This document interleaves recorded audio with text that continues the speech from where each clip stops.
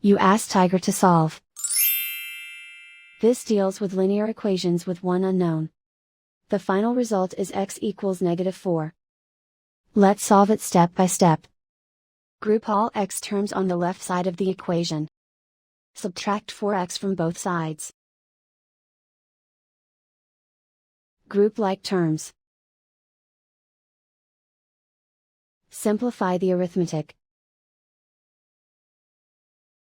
Group like terms. Simplify the arithmetic. Group all constants on the right side of the equation.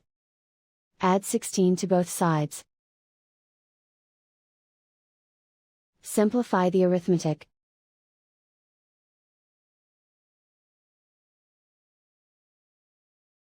Isolate the x. Divide both sides by -6. Cancel out the negatives. Simplify the fraction.